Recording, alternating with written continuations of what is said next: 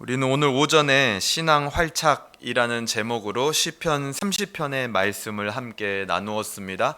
점심 식사하시고 소그룹으로 함께 모여서 나의 신앙의 활착을 위하여서 어떤 믿음을 가져야 할지, 그리고 또 한 주 동안 내가 공동체에서 어떤 간증을 나누어야 할지, 그리고 내가 반복 숙달해야 될 경건이 무엇일지 함께 나누어 보셨는지요? 오늘 오후에는 초대교회사 강의로 계속해서 진행이 됩니다. 전도서 12장 13절의 말씀을 가지고 초대교회사 교부들, 그 중에 이제 변증가들 중에서 클레멘스라는 교부의 이야기들을 함께 다루면서 오늘날 우리 교회, 그리고 또 한국 사회가 가져야 될 신앙의 기준이 무엇인지 함께 나누어 보려고 합니다.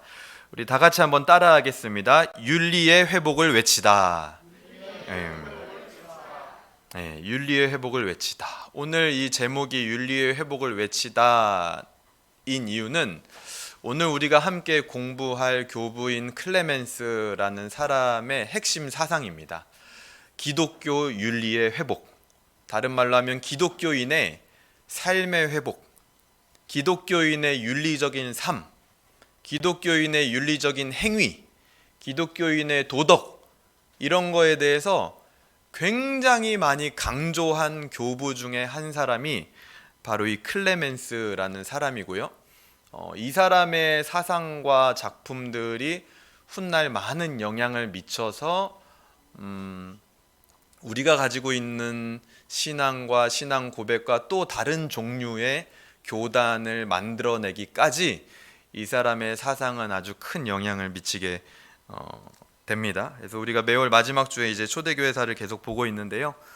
지금 변증가 교부들을 지금 몇 달째 계속 보고 있습니다.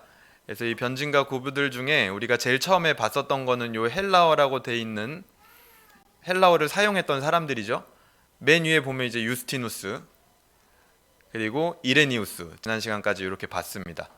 그래서 이 유스티누스는 최초의 변증가, 그래서 그의 삶이 변증적 삶을 살았고 마지막엔 결국에 순교하기까지 변증했던 그 유스티누스를 우리가 살펴봤고요. 지난달에 봤던 이제 이레니우스는 이단에 대항하여서, 그래서 우리가 영지주의 이단이라는 것과 또 여러 가지 그 당시에 활개쳤던 여러 이단, 몬타누스파라든지 그리고 또 영지주의 기독교라든지 이런 부분들에 대하여서 책을 집필하면서 이단으로부터 기존 교회들을 지켜내는 역할을 했던데 가장 앞섰던 게 이 이레니우스라는 사람이었죠. 오늘 우리가 같이 볼 사람이 요 세 번째입니다. 클레멘스라는 사람인데요. 원래 이름이 클레멘트입니다. 근데 왜 클레멘스라고 했냐? 이 변증가 교부들 이전에 있었던 교부들을 일컬어서 우리가 속사도들이라고 하잖아요. 사도들의 제자들과 그 제자들의 무리들까지 일컬어서 속사도들이라고 하는데, 그 중에 로마에서 활동했던 클레멘트라는 사람이 있습니다. 이 이름이 동명이인이에요. 그래서 요거를 좀 헷갈림을 방지하고자 하기 위해서 오늘 우리가 배울 클레멘트는 활동 지역이 로마가 아니라 이 알렉산드리아 지역, 이집트에 있었던 알렉산드리아 지역에서 활동했던 사람을 일컬어서 우리는 클레멘스라고 하겠습니다. 그렇게 편의를 이해해 주시면 되겠습니다. 그래서 이 사진들 중에 누굴까요? 요 끝에 있는 이분입니다. 이분. 우리가 클레멘스를 살펴보도록 할 텐데요. 이름은 전체는 이제 클레멘스라고 써 있지만 티투스 플라비우스 클레멘스입니다. 플라비우스 클레멘스. 그래서 클레멘스의 주요 활동 사항을 잠깐 살펴보도록 할 텐데요. 아까 말씀드렸던 대로 속사도 클레멘트와 이름이 동일을 합니다. 그래서 헷갈리면 안 되겠습니다. 이 클레멘스는 알렉산드리아, 변증가 클레멘트는 알렉산드리아에서 활동을 한 거고요. 속사도 클레멘트는 로마에서 활동을 한 사람. 로마에서 활동한 이 클레멘트는 뭐 자료가 거의 없습니다. 근데 이 알렉산드리아에서 활동했던 클레멘스는 작품들도 남아 있고요. 자료들이 많이 있습니다. 그리고 활동 지역은 북아프리카의 알렉산드리아고, 오리게네스, 다음 시간에 이제 볼 건데요. 오리게네스라고 하는 사람의 스승입니다. 그래서 원래 이 둘의 사상이 거의 흡사하기 때문에 같이 보면 좋겠지만 이 오리게네스도 사상적으로 굉장히 큰 영향을 미치기 때문에 따로 볼 수 있으면 좋겠습니다. 그리고 2세기 당시에 알렉산드리아에 뭐가 있었냐면요, 교리문답 학교가 있었습니다. 교리문답 학교. 근데 이 교리문답 학교는 이따가도 말씀드리겠지만 역사적으로 볼 때 이 마가가 설립을 한 것이다 하는 역사의 기록이 있습니다. 그래서 유대 역사가 요세비우스의 기록에 의하면 마가는 예수님 이후에 알렉산드리아, 이집트 지역에 가서 복음을 전하고 그곳에 있는 사람들을 회심시키는 사역을 했다는 기록이 있는데, 그때 아마 이 마가가 중심이 되어서 교리문답 학교를 만들었을 것이다. 그래서 그 마가가 이제 1대 학교장이 되는 거죠. 그리고 2대 학교장이 있고 3대 학교장으로 이 클레멘스가 취임을 하게 됩니다. 이 클레멘스는 이제 교리문답 학교장을 하면서 기독교인의 삶이나 윤리의 회복을 굉장히 많이 강조했습니다. 그래서 오로지 이 클레멘스의 구호는 딱 하나였습니다. 기독교인의 삶이 회복돼야 된다. 윤리적인 삶을 살아야 된다. 그래서 이 사람은 오로지 그 윤리에 굉장히 집중되어 있는 사람이었어요. 그래서 다른 이교도들에 대하여서 그들을 비판할 때도 너희들은 전혀 윤리적인 삶이 없다. 세상 사람들이 봐도 비윤리적인 삶을 살고 있는 너희들이 그 따르는 가르침, 그게 과연 올바른 것이냐? 라고 비판을 많이 하곤 했었습니다.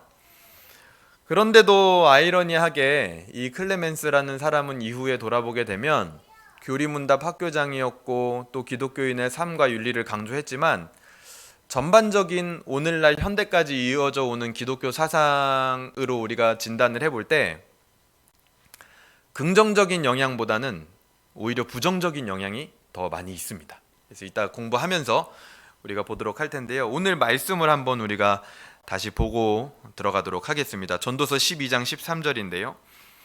일의 결국을 다 들었으니 하나님을 경외하고 그의 명령들을 지킬지어다. 이것이 모든 사람의 본분이니라, 이렇게 얘기를 합니다. 본분. 근데 이게 전도서 이 12장 13절을 히브리어 원어로 보게 되면 본분이라는 말이 따로 번역되어져 있지 않은 사본들이 굉장히 많이 있습니다. 그럼 어떻게 되어 있느냐? 왜 본분이라고 썼느냐? 원래 히브리어 성경에는 그냥 이렇게 돼 있어요. 이 모든 것이 사람의 모든 것이다. 하나님의 명령을 지키는 게 사람의 모든 것이다, 이렇게 이야기를 하고 있습니다. 근데 이제 우리가 영어 성경을 참고하고 또 헬라어 70인역을 참고했을 때 여기에 이제 본분이라는 번역을 함께 첨가하는 것이죠. 뭐 그래도 의미가 달라지는 바는 없죠. 여기서 말하는 이 본분이라는 것은 사람의 원래 해야 되는 역할, 그 분수에 맞는 규범을 뜻합니다. 즉 다른 표현, 다른 단어로 좀 이야기를 해보자면 윤리라고도 볼 수 있는 겁니다. 윤리라는 말은요, 사전적 정의가 이상적 가치에 대한 행위 규범을 말합니다. 그리스도인들에게 있어서 우리의 이상적 가치에 대한 행위 규범은 말씀이죠. 말씀, 그렇죠? 오늘 전도서가 말하는 겁니다. 그 너희의 기독교 윤리를 지키는 가장 핵심, 그 본분은 하나님의 명령과 말씀을 지키는 것이다. 여기서부터 우리 기독교 윤리는 출발되어야 합니다. 기독교 윤리에 첨예하게 다룰 수 있는 여러 가지 문제들이 많이 있습니다. 오늘 청년들하고 소그룹 모임을 하면서도 자살 문제라든지 낙태 문제라든지 정신병 문제라든지 안락사 문제라든지 이런 다룰 수 있는 여러 가지 것들이 많이 있어요. 근데 하지만 그 모든 것의 근원, 우리가 기준 삼아야 할 것은, 우리가 어떤 윤리적인 행위를 기독교인들이 한다라고 했을 때는 그 기준이 바로 하나님의 명령, 하나님의 말씀, 하나님의 규범, 그것이 우리의 기준이 되어져야 된다. 근데 이게 너무나 당연한 말이지만 이게 기본이 되어지지 않았기 때문에 나타나는 여러 가지 한국 교회의 문제들이 우리도 모르는 사이에 굉장히 많이 있습니다. 그거를 이제 오늘 마지막에 다루려고 하는데요.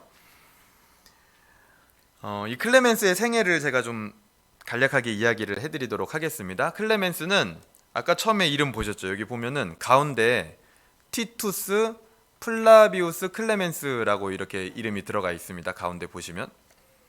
그래서 이 클레멘스는 플라비우스 가문 출신인데요. 이게 왜 중요하냐면 플라비우스 가문은 로마의 황족입니다. 황족. 로마의 황제들 중에 이름이 가운데 플라비우스가 들어가는 황제들과 그 친척들이 많이 있거든요. 그래서 아마 이 클레멘스가 당시로 치면 성직자는 아니었습니다. 일반 성도나 마찬가지예요. 그런데 굉장히 큰 영향을 미친 거죠. 그래서 이 일반 성도들 중에 로마의 황족들도 있었구나. 그리고 이 클레멘스가 플라비우스라는 이름을 사용한 것으로 봐서 로마의 이 플라비우스 가문, 황족 출신일 가능성이 굉장히 크다라고 역사학자들은 이야기를 합니다. 그리고 이 플라비우스는 황족 출신답게 탁월한 헬라어 실력을 가지고 있었던 사람이고요. 굉장히 박식했다 그렇게 평가합니다. 역사가들은. 왜냐하면 이 클레멘스만큼 당시의 작품을 쓸 때 그러니까 오늘날로 치면 인문학이라고 할 수 있겠죠. 그 당시에는 이제 이교도 철학이라고 할 수도 있겠고요. 이교도 철학자들의 작품이라든지 인문학자들의 작품이라든지 성경이라든지 이 모든 것을 총망라하여서 가장 많이 인용한 사람이 누구냐? 이 클레멘스입니다. 인용을 많이 할 수 있었다라는 것은 뭐예요? 그냥 단순히 베낀 게 아니라 자기가 그만큼 책을 많이 읽었다라는 뜻이죠. 인용을 많이 할 수 있다라는 것은. 그래서 그 정도로 당대에 알아주는 그런 박식한 사람이 바로 이 클레멘스라고 이야기를 합니다. 그리고 기독교 윤리와 기독교인의 삶을 굉장히 강조했습니다. 그래서 가장 먼저는 그 제자인 오리게네스에게 영향을 미쳤겠죠, 당연히. 근데 그 뒤에 세월이 흘러서 가장 큰 이 사람의 영향을 받은 사람이 누구냐면 바로 존 웨슬리라는 사람입니다. 누구죠? 그렇죠. 감리교의 창시자입니다. 감리교의 창시자. 그래서 이 존 웨슬리가 클레멘스와 오리게네스의 글을 읽기 위하여서 그 학교를 선택해서 입학했다라는 이야기도 있습니다. 그만큼 사상적 영향을 굉장히 많이 받은 겁니다. 그래서 삶과 기독교인의 윤리에 대해서 굉장히 많이 강조하게 되죠. 이 클레멘스라는 사람은 마치 우리가 처음에 봤었던 그 유스티누스처럼 집안이 부유해서인지는 모르겠지만 이탈리아나 팔렌스타인 그리고 이집트 등지를 돌아다니면서 유수한 석학들을 찾아다니면서 온갖 학문들을 배우며 진리를 찾아다니는 시간을 가집니다. 그러니까 똑똑했겠죠. 공부도 많이 했으니까요. 그러다가 맨 마지막 가장 오랫동안, 맨 마지막은 아니지만 가장 오랫동안 정착했던 곳이 어디냐면 그곳이 바로 이집트입니다. 이집트에 있었던 알렉산드리아 지역. 알렉산드리아 지역 하면 혹시 뭐 떠오르는 거 없으세요? 뭐가 생각나세요? 알렉산드리아? 네? 네, PC방이 아니고 도서관. 그렇죠. 알렉산드리아 도서관이 생각나죠. 그렇죠? 고대의 아주 석학과 지식의 집합지였다라고 하는 알렉산드리아 도서관이 있었던 지역이죠. 그만큼 그 지역은 지식인들이 굉장히 많이 몰려 있던 곳, 그런 곳이라고 보시면 되겠습니다.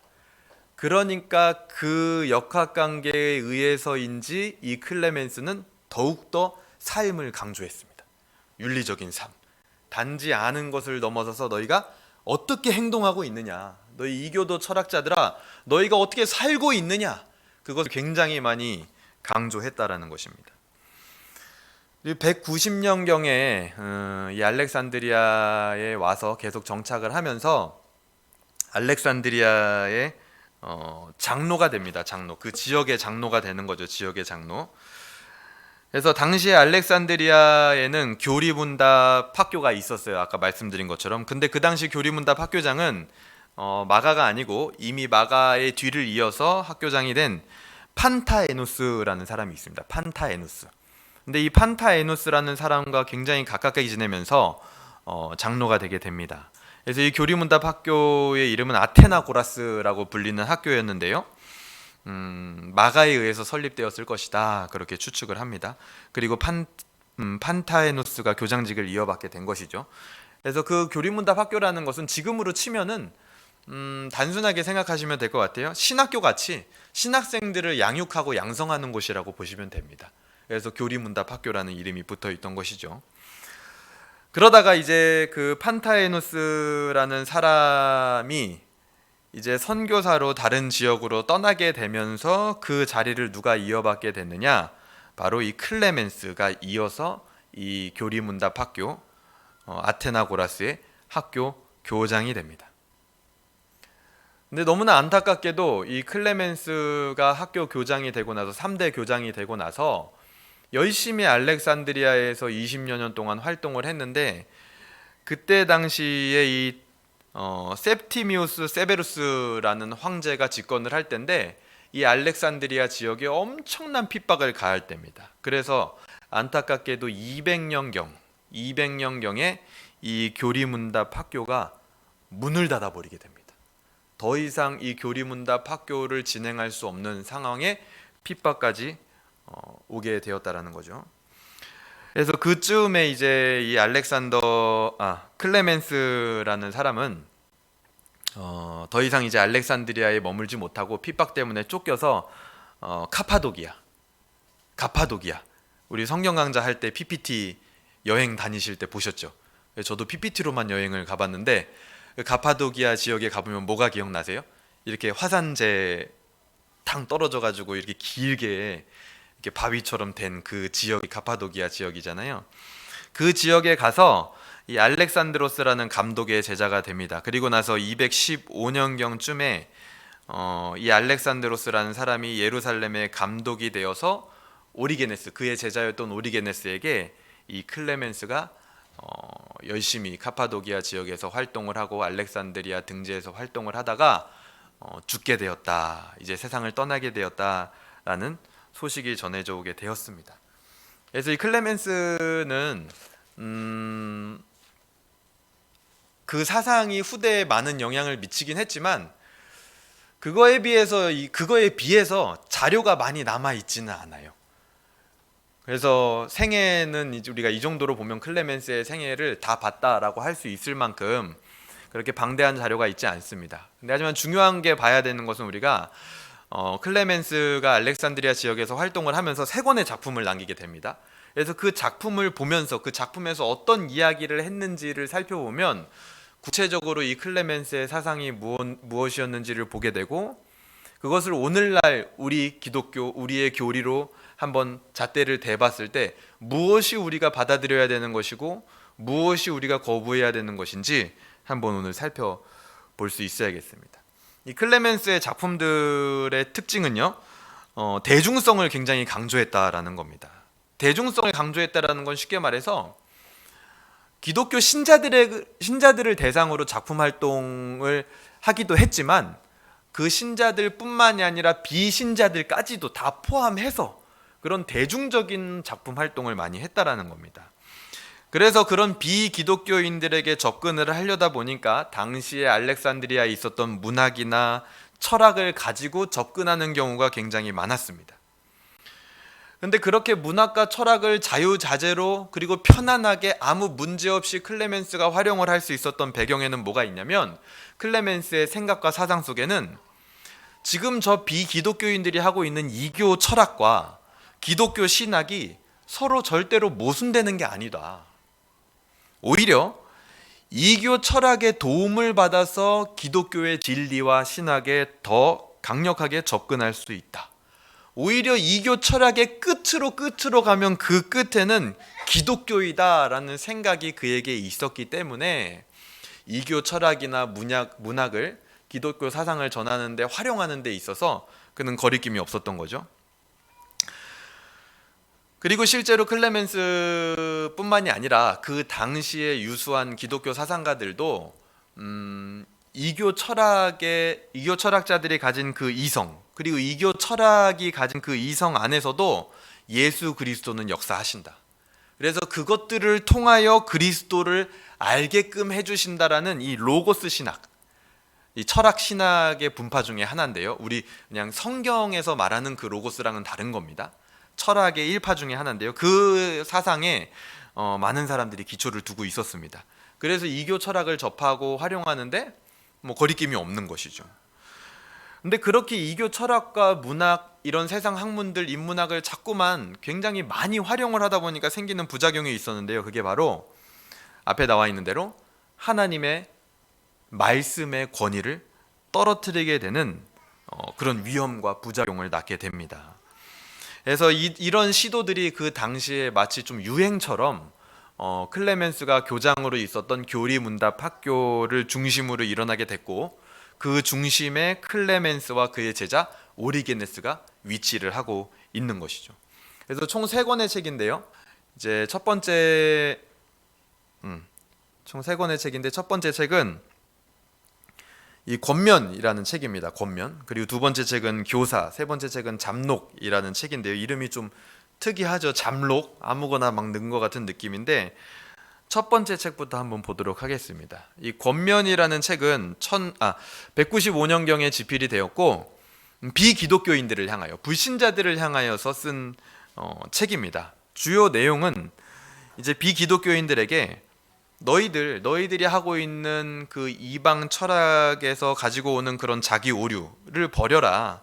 고대 철학과 문학으로는 절대로 하나님을 알 수가 없다.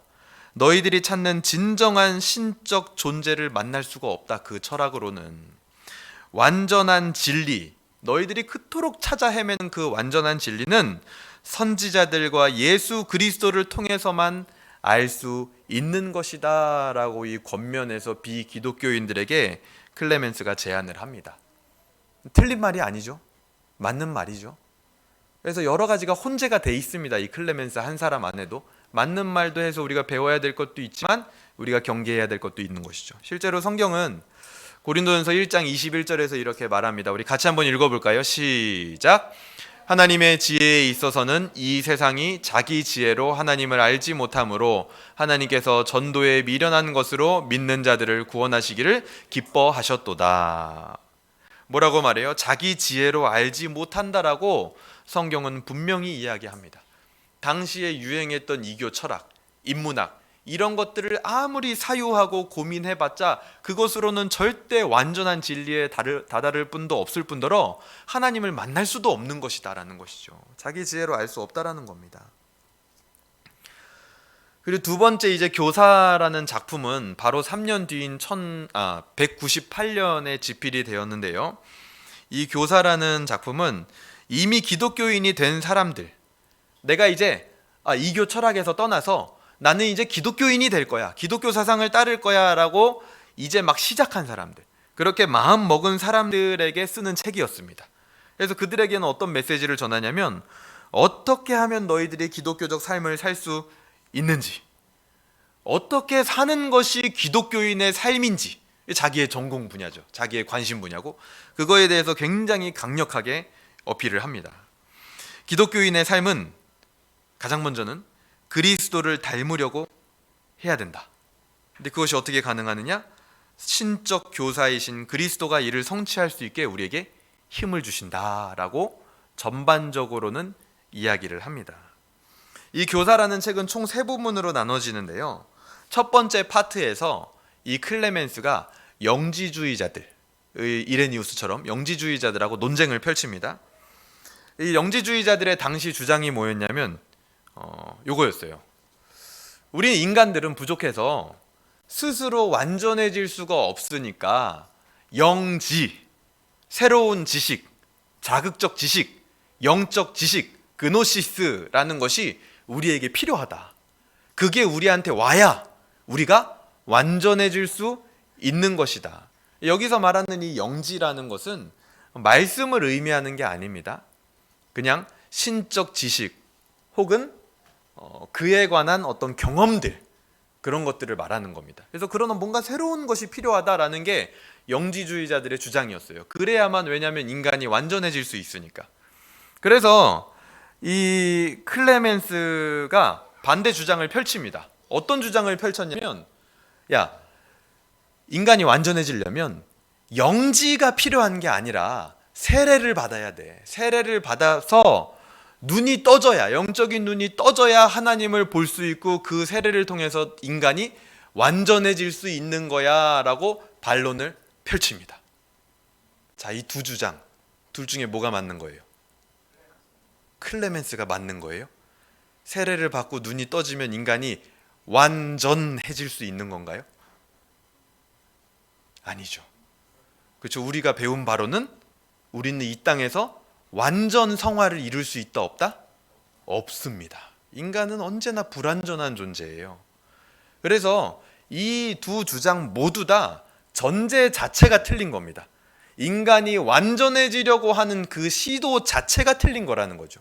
근데 너무나 안타깝게도 이 클레멘스는 이 전제의 오류에서 벗어나지 못했다라는 거예요. 기독교인은 스스로 완전에 이를 수 없으므로 없다, 여기까지가 끝이죠. 그냥 없으니까 뭘 해가지고 완전해질 수 있다? 이건 아니다라는 겁니다. 이 땅에서 완전에 이를 수 없다라는 그 사실을 인정하는 것이 오히려 기독교인이고 기독교의 인간론인 것이죠. 그래서 우리가 이단이라고 할 때요, 여러분 그런 말 많이 들어보셨죠? 이단 한자가 뭐예요? 달을 이의 끝 단자잖아요, 그렇죠? 근데 그 단이라는 한자가 끝단이라는 뜻만 있는 거 아닌 거 아세요? 그 단이라는 한자가요, 단서 할 때 단하고 똑같거든요. 근데 그게요, 한자 옥편에 찾아보면 1번 뜻이 끝이라는 말은 맞아요. 근데 2번이 바로 뭐냐면요, 처음이라는 뜻입니다. 그러니까 이단은요, 끝만 틀린 게 아니에요. 처음부터 끝까지 다 틀린 게 이단입니다. 전제가 틀렸어요. 전제가 우리랑은 완전히 다른 전제입니다. 전제. 그렇기 때문에 우리는 이단이다라고 얘기를 하는 거예요. 뭐 처음에는 똑같았는데 나중이 뭐 하나가 틀려서 이단? 아니에요. 나중이 틀렸다면 처음도 틀렸을 가능성이 100%입니다. 그게 이단이에요. 처음부터 끝까지 다 틀린 거. 그래서 이때 이 클레멘스가 영지주의자들을 반박하면서 억지 주장을 하게 되는 거죠. 세례를 통하여서 완전에 이르는 데까지 갈 수 있다라고 합니다. 그래서 이 말은 완전에 이를 수는 있는데 너랑 나는 방법만 틀린 것이야 라고 전제에 동의하는 것이 돼버리기 때문에 이게 클레멘스의 오류가 되는 것이죠. 성경은 분명하게 이렇게 얘기를 합니다. 로마서 3장 23절입니다. 같이 읽어보겠습니다. 시작. 모든 사람이 죄를 범하였음에 하나님의 영광에 이르지 못하더니. 성경은 죄로 인해서 누구도 하나님의 영광, 즉 완전함에 이르지 못한다라고 분명하게 이야기를 하고 있습니다. 그래서 이 교사라는 작품에서 클레멘스가 삶을 강조하면서 영지주의자를 비판하다 보니 클레멘스의 과한 주장 그리고 오류 이런 것들이 발견이 되었다라는 거죠. 두 번째, 세 번째 파트에서는 다양한 삶의 현장들의 덕스러운 삶에 대해서 지침을 주는데 거기에 뭐 명확한 어떤 도덕적 이론이라든지 윤리적 지침이 자세하게 있는 것은 아닙니다. 그리고 이제 마지막 작품인 잠록으로 가보면 잠록은 아까 처음에는 비신자들, 그 다음에는 초신자들, 그 마지막 뭐예요? 기존 신자들, 그렇죠? 기존 신자들을 향하여서 쓴 작품이 바로 이 잠록이라는 책입니다. 여기서 이 클레멘스가요 참 재밌는 표현을 쓰는데요. 완전한 기독교인을 뭐라고 묘사하냐면 참된 영지주의자다 이렇게 묘사를 합니다. 당시에 영지주의가 판을 치던 상황 속에서 너희가 추구하는 그 어리석은 영지주의, 뭔가 새로운 영지가 필요하다라고 하는 그런 어리석은 영지주의 말고 진정한 영지주의는 완전한 기독교인이 되는 것이다 라고 클레멘스가 주장을 해요. 그러니까 왜냐하면 진정한 영지주의, 그러니까 영지주의자들이 추구하는 게 뭐냐면 결국 그거예요. 아까 그 전제, 완전해지는 거, 인간이 완전한 존재로 거듭나는 거, 그게 영지주의자들의 추구하는 방향이거든요. 그러니까 클레멘스는 계속 그 부분을 얘기하는 거예요. 그렇게 완전해지고 싶으면 너희들처럼 그렇게 어리석게 막 무슨 새로운 영지를 기대하고 있어서는 안 돼. 기독교인이 돼야 너희는 완전한 인간, 비로소 진짜 영지주의자가 될 수 있는 거야 라고 이야기를 하는 거죠. 이건 역시 무리한 면이 있는 것이죠. 전제가 잘못 설정되어 있으니 자꾸만 무리한 논리가 펼쳐지게 되는 겁니다. 영지라는 것은 아까 말씀드린 대로 완전한 사람이 되고자 하는 지식이에요. 과연 기독교인이 되면 완전 무결한 사람이 될 수 있습니까? 그런 거예요. 기독교인이 되면 완전 무결한 사람으로 갑자기 다시 뿅 하고 태어나나요? 그런 게 아니죠. 클레멘스는 이처럼 계속해서 기독교인들의 완전한 삶을 강조하고 그 방법을 제시하려고 본인 나름대로 노력을 합니다.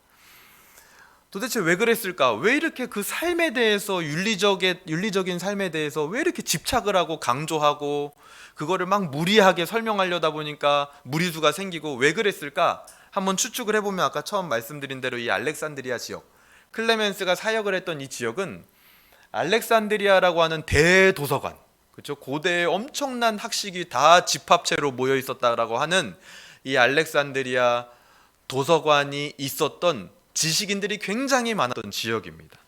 그래서 그것 때문에 어쩌면 지적 수준이 높았던 지역이기 때문에 삶을 많이 강조했던 것이 아닌가.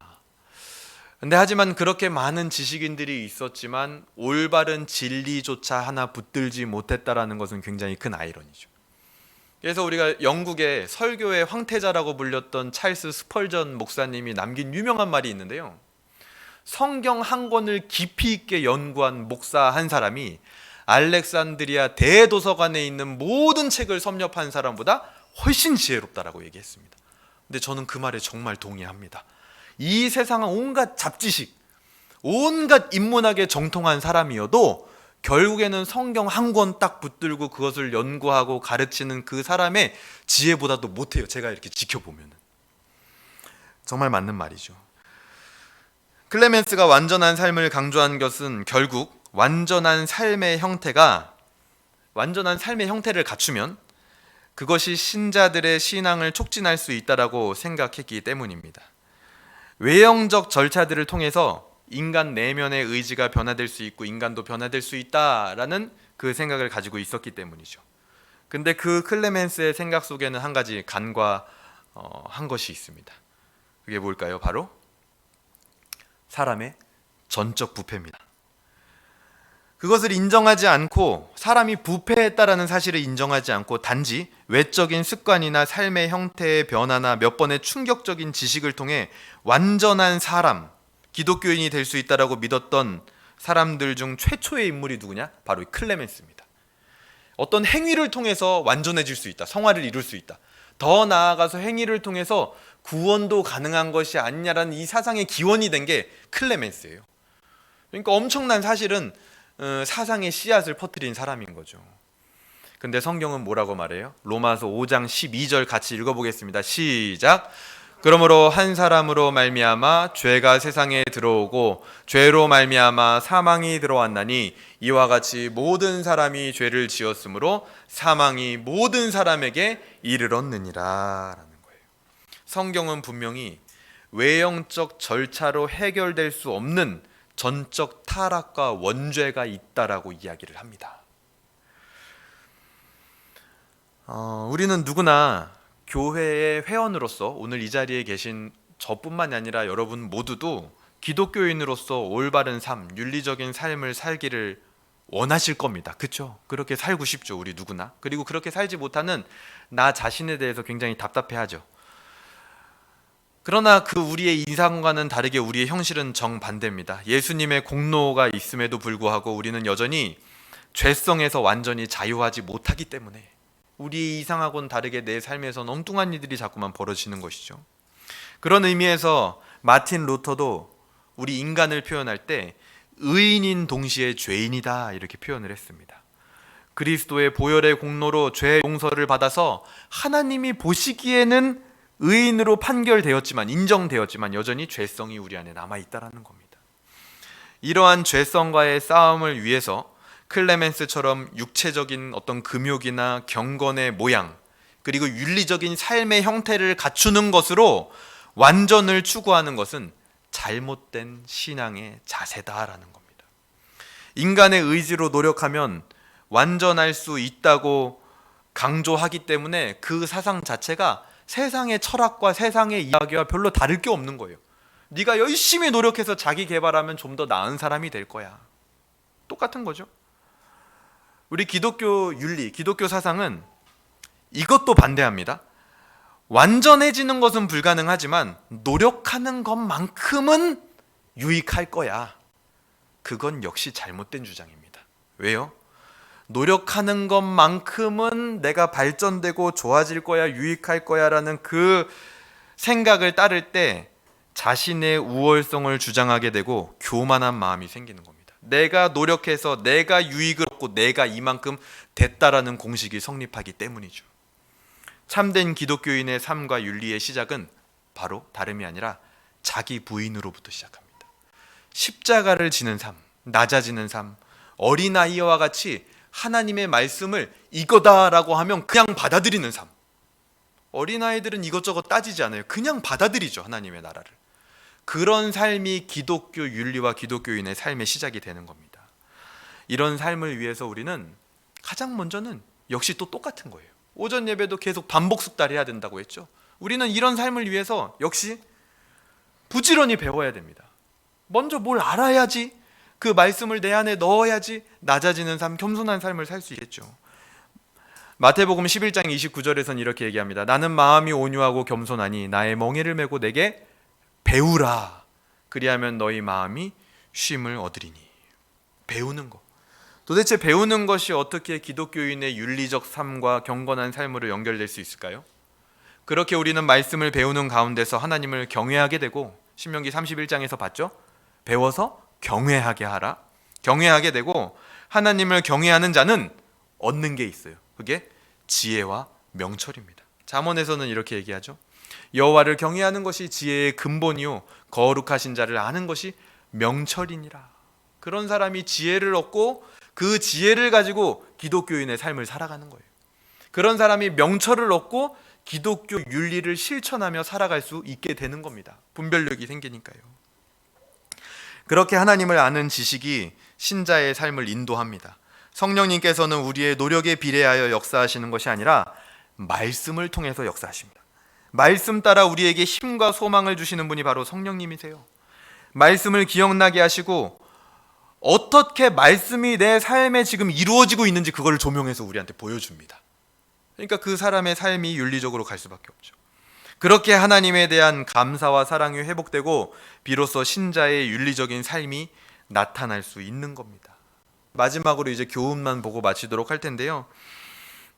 클레멘스는 이 교리 학교의 교장이었습니다. 그런 그가 기독교인의 윤리적 삶에 관심을 갖는 것은 어떻게 보면 당연한 거예요. 왜냐하면 교리라는 것은 교회가 무엇을 믿느냐 그걸 고백하는 거죠. 신앙 고백서라고 하죠. 그래서 이 교리는 우리가 이렇게 믿고 있습니다. 그래서 우리는 이렇게 살 겁니다라는 교회와 신자의 삶하고 연결이 돼 있습니다. 이 교리라는 것은. 그래서 기독교 윤리에 걸맞는 삶이 나오기 위해서는 반드시 그 전에 교리가 나와져야 한다라는 것이죠. 그렇지 않으면 자꾸 그 윤리만 강조하다 보면 오늘 아까 나왔던 주장들처럼 엉뚱한 주장들을 막 하게 되는 거예요. 기독교 윤리가 실종됐어? 그래, 그럼 윤리적인 삶을 살아야 돼. 이렇게 살고 저렇게 살고 저렇게 살고 도덕적으로 살아야 돼. 자꾸 그 삶만 강조하는 거예요. 안에 껍데기 안에는 텅 비어 있는데.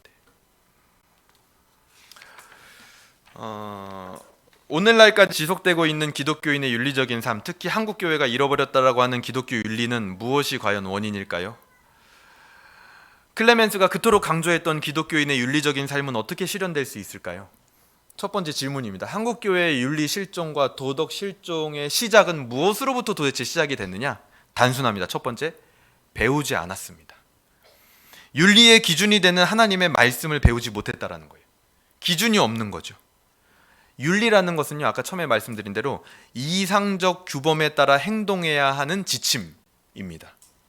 기독교인의 이상적 규범이 뭔지를 배우지를 못했어요. 그러니 일반 학문에서 사회에서 정의하는 윤리의식 정도만 기독교인들 안에 남아있는 거예요. 그러니까 우리가 성경에서 말하는 윤리의식과 기독교인의 삶이 우리 안에 훅 들어올 때 내가 가지고 있는 일반 사회 속에서 먼저 배웠던 그 인식이 충돌되면 혼란을 겪는 겁니다. 배우지 먼저 않았으니까요. 그래서 나타난 결과가 두 번째입니다. 기독교인의 윤리적 삶에 잘못된 인식을 갖게 됩니다. 잘못된 관점으로 기독교인의 윤리적인 삶을 인식하고 있어요. 우리가 윤리적으로 살아야 됩니다. 기독교인이 착하게 살아야 됩니다. 도덕적으로 살아야 됩니다. 틀린 말이 아니죠. 근데 그거에 대해서 잘못된 인식을 우리가 가지고 있다는 거예요. 세상에서 말하는 윤리를 우리가 지켜야 하는 윤리로 생각하고 그 기준을 삼고 있는 거예요. 물론 그것 중에는 맞는 것도 있습니다. 하지만 그것이 기준은 아니라는 거예요. 기독교인의 윤리는 하나님의 말씀을 기준으로 하여 그것에 부합하는 이 세상 윤리, 하나님 말씀에 부합하는 세상 윤리들도 있어요. 그 세상 윤리들을 다 포괄하는 더 넓고 높은 개념의 윤리라는 겁니다. 그리고 그 윤리를 실천해야 할 1차적인 대상이 누구냐? 바로 하나님에 대한 윤리, 의로움입니다. 의로움. 우리는 가장 먼저 하나님에 대하여서 도덕적이어야 되고 하나님에 대하여서 윤리적이어야 되는 거예요. 그리고 2차가 바로 이 사회에 대한 것이죠. 그런 잘못된 인식들이 있었다라는 겁니다. 두 번째 질문입니다. 그렇다면 성경에서 말하는 기독교인의 윤리적 삶의, 거룩한 백성의 삶의 원동력이 도대체 무엇이냐? 이것은 딱 한 가지입니다. 바로 하나님과의 관계를 먼저 회복할 때 비로소 그 윤리적 삶이 나타날 수 있습니다. 우리가 이미 성경에서 배웠죠. 레위기의 구조만 봐도 어떤가요? 1장부터 10장까지 뭘 말해요? 거룩한 제사법. 그리고 11장부터 그 뒤에 27장까지는 뭐가 나와요? 거룩한 백성의 삶이 나오죠. 그렇죠? 복과 저주가 나오고 물론 경제적인 부분에 대한 반응도 나오지만 거룩한 백성의 삶입니다. 뭐가 있은 뒤에 삶이 있는 거예요? 거룩한 제사, 하나님과의 관계가 있은 뒤에 거룩한 삶이 있는 겁니다. 거룩한 삶이 만약에 내 안에 안 되고 있다, 기독교인들이 윤리를 실종했고 잃어버렸다라면 그것은 제사에서 문제가 있는지 없는지 살펴봐야 된다는 거예요. 하나님과의 관계를 지키지 못하면 거룩한 삶은 있을 수가 없다라는 겁니다. 기독교 윤리를 지킬 수 없으며 세상에서 윤리적인 삶도 간신히 아등바등하면서 살아내고 있는 모습으로 살게 된다라는 것이죠. 마지막입니다. 그렇다면 지금 한국 교회의 현 상황과 전망은 어떻게 되느냐? 작년부터 이제 올해로 넘어오면서 우리는 코로나라는 큰 이슈 앞에 직면해 있습니다. 근데 그 이슈로 인해서 벌어진 상황은 하나님과의 관계의 기초인 예배가 무너졌고 회복되지 않고 있습니다. 그리고 신자들의 이탈도 가속화되고 있죠. 그래서 교회들은 과연 이후에 성도들의 숫자가 과연 회복될 것인가 거기에 집중을 하고 있습니다. 근데요, 저는 좀 다르게 봅니다. 상황이 지나가고 2, 3년 지나면 제가 봤을 땐 교회의 교인의 숫자는 금방 회복될 것으로 저는 생각합니다. 다 돌아올 겁니다. 얼마든지 데리고 올 수 있어요. 근데 문제는 뭐냐면 정작 중요한 것은 그렇게 다시 모여든 사람들이 신앙과 예배의 공백을 가졌던 만큼 교인과 교회의 윤리 도덕적 타락은 분명히 나타난다는 겁니다. 그 가운데가 텅 비어 있으니까요. 그 2년의 공백 기간만큼의 윤리적 타락, 도덕적 타락, 그것이 정면으로 우리에게 다가올 것이라는 거예요. 그럼 지금까지도 그 인터넷 뉴스나 신문 같은 데 보면 충격적인 일들이 많잖아요. 막 교회 안에서 벌어진 일들 중에. 정말 안타깝지만 앞으로 더한 일들이 많이 나올 거라고 저는 생각을 합니다. 왜요? 거룩한 제사, 하나님과의 관계, 예배, 그 기초가 깨져버렸기 때문에 윤리적 삶은 이제 더 이상 돌아볼 수도 없는 거예요. 그렇게 살 수 있는 힘이 없는 거죠. 힘이. 그런 상황에 한국교회는 직면해 있는 것입니다. 거룩한 삶과 교회와 기독교인의 윤리적 삶의 무너짐은 불보듯 뻔한 일이 될 것이라는 겁니다. 거룩한 제사가 안 되니 거룩한 백성의 삶이 당연히 될 수 없는 것처럼요. 그렇다면 지금 가장 시급한 것은 무엇입니까? 교회가 도덕을 잃어버렸으니까, 윤리를 잃어버렸으니까 윤리적으로 도덕적으로 규율을 정해가지고 기독교인은 이렇게 좀 양보도 하면서 물건값도 깎지 말고 또 싸우지 말고 그렇게 살아야 됩니다. 이거를 자꾸 강조해야 될까요? 강조해도 소용없어요. 왜냐하면 힘이 없기 때문에. 아무리 백날 강조해도 어린아이들이 그걸 행할 힘이 없으면 할 수 없는 거예요. 나이가 들 때까지. 근데 예배와 신앙에 공백이 생긴 그 사람들에게 그것을 이야기한다? 절대 회복 불가능합니다. 가장 먼저 회복해야 될 것은 다른 것이 아니라 예배와 신앙이 무너진 자들의 예배와 신앙을 다시 세우는 겁니다. 무엇으로 세울 수 있을까요? 예배는 성령과 진리 안에서 드려져야 된다라고 요한복음에서 이야기를 합니다. 진리 안에서 성령님의 역사를 회복해야 된다는 거예요. 결국 말씀의 회복이 관건이에요. 관건. 계속 반복해야 되는 거예요. 그야말로 우리 오전에 계속 들었던 것처럼 그것을 계속 반복해야 되는 겁니다. 그것을 가장 먼저 회복해야 돼요. 말씀의 회복을.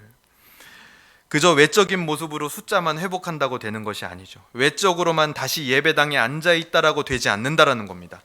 그 하나님의 역사가 먼저는 우리 안에서 말씀을 밝게 조명하시는 성령님의 역사로 나타나서 가장 먼저는 우리가 밖에 나가서, 그렇다고 해서 기독교인들이 윤리적으로 삶을 살면 안 된다? 그건 아니죠.